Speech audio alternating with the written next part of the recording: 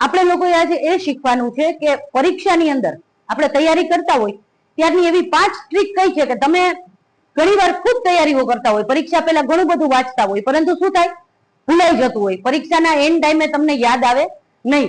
તો એના માટેની આપણે 5 ટેકનિક્સની આજ વાત કરવાની છે, 5 ટ્રીક્સની વાત કરવાની છે. આ 5 ટ્રીકની અંદર સૌથી પહેલી ટ્રીક છે એમનું નામ છે પોમોડોરો ટેકનિક. પોમોડોરો ટેકનિક એટલે શું? તો કે પોમોડોરો ટેકનિક એટલે શું? તો કે તમે જ્યારે વાંચવા બેસો ત્યારે તમે સતત વાંચતા હો તો તમારે શું કરવાનું કે 25 મિનિટ સુધી વાંચવાનું. 25 મિનિટ વાંચ્યા પછી 5 મિનિટનો બ્રેક લેવાનો. કોન્સ્ટન્ટ વાંચ્યા રાખો તો તમને કંટાળો આવે, ક્યારેક તમને યાદ ન રહે, બધું ખીચડો થઈ જાય. એને બદલે 25 મિનિટ વાંચવાનું, 5 મિનિટનો રેસ્ટ. આવા constant 25 minute 5 minute rest, 25 minute 5 minute rest, આવી રીતે તમારે 4 રાઉન્ડ કરવાના. કેટલા? 4 રાઉન્ડ. 4 રાઉન્ડ થઈ જાય પછી તમારે 15-20 મિનિટનો લાંબો બ્રેક લેવાનો. આનાથી શું થશે? તો કે આનાથી તમારું દિમાગ ફ્રેશ રહેશે, મગજ છે એ ફ્રેશ થઈ જાય. બીજી વસ્તુ એ કે શું થશે, તમને થાક નહીં લાગે. બરોબર? આ ટેકનિક સમજાઈ ગઈ. બીજી ટેકનિક, આપણી બીજી ટેકનિક છે એક્ટિવ રિકોલ. એક્ટિવ રિકોલ એટલે શું? તો કે તમે જ્યારે વાંચો છો ત્યાર પછી તમારે શું કરવાનું, થોડુંક વંચાઈ ગયું, એક પ્રશ્ન વંચાઈ ગયો, બુક કરી દો બંધ, ખુદને જ પ્રશ્ન પૂછો. તમારે ખુદને જ પ્રશ્ન પૂછવાનો, બુક બંધ કરી દેવાની. સતત વાંચી નોટ્સ વાંચીને રિપીટ એમ નહીં, રિકોલ કરવાનું. તમારે ખુદને પ્રશ્ન પૂછવાના અને ખુદને જવાબ દેવાના.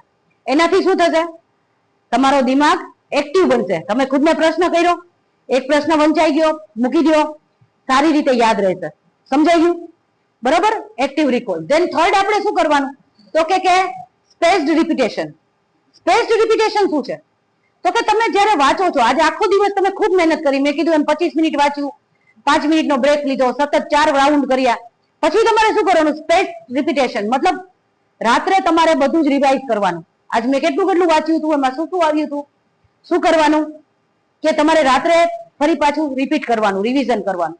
અને 2 દિવસ પછી પાછું, 2 દિવસ પહેલા જે તમે વાંચ્યું હતું, તૈયારી કરી હતી, અને તમારે 2 દિવસ પછી શું કરવાનું, પાછું રિવાઇઝ કરવાનું, રિવિઝન કરવાનું, પાછું યાદ કરવાનું, રિકોલ કરવાનું. એનાથી શું થશે કે તમને રિવિઝન થશે એટલે તમારી યાદશક્તિ કેવી બનશે, મજબૂત બનશે, અને તમને યાદ વધારે લાંબા સમય માટે રહેશે. બાકી રિવિઝન ન કરો તો વળી પાછું એ પછી એના પર ભૂલાતું જાય. એટલે ભૂલાય નહીં એટલા માટે તમારે શું કરવાનું, લાંબા ગાળા માટે યાદ રાખવા માટે સ્પેસ્ડ રિપીટેશન. પછી છે ફાઇનમેન ટેકનિક. આ ફાઇનમેન ટેકનિક કેવી છે? ફાઇનમેન ટેકનિક, આ ટેકનિક એવી કે તમારે કોઈ પણ પ્રશ્ન તમે વાંચ્યો, કોઈ પણ વસ્તુની તમે તૈયારી કરી, તમારી ખુદની જ જાતને તમારે કેવી રીતે સમજાવવાનું, જાણે એક બાળકને સમજાવતા હોય એ જ પ્રશ્ન તમારે સમજાવવાનું સરળ ભાષામાં, ખુદને, કોઈ બીજાને નહીં સમજાવવાનું, ખુદને જ તમારે એવી રીતે સમજાવવાનું કે આમાં